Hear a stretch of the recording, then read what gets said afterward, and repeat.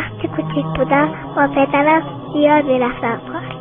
پدرم همیشه روی این کد میشست و به من نگاه میکرد و مراقب من بود.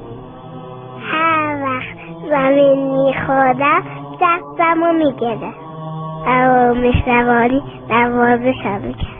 یه بار که رفته بودم پارک و داشتم بازی میکردم، هر چند دقیقه یک بار برمیگشتم به پدرم نگاه میکرد و او به من لبخند زد.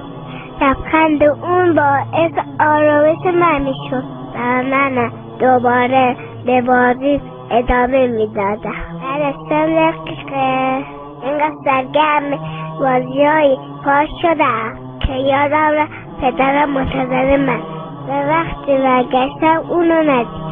هر دنبال پدرم گشتم اونو پیدا نکردم. شروع کردم به گریه کردن چون خیلی ترسیده بودم.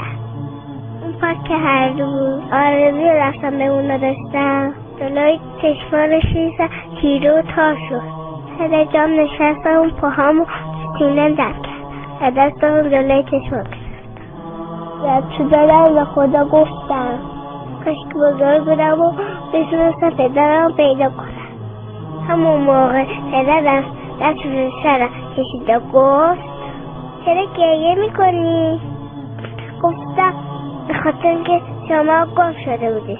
پدرم خندید و گفت من که تمام روز پیش تو بودم و مراقبت بودم، اما تو اینقدر سرگرم بازی بودی که من رو فراموش کرد و بعد دستمو گرفت و به خونه رفت.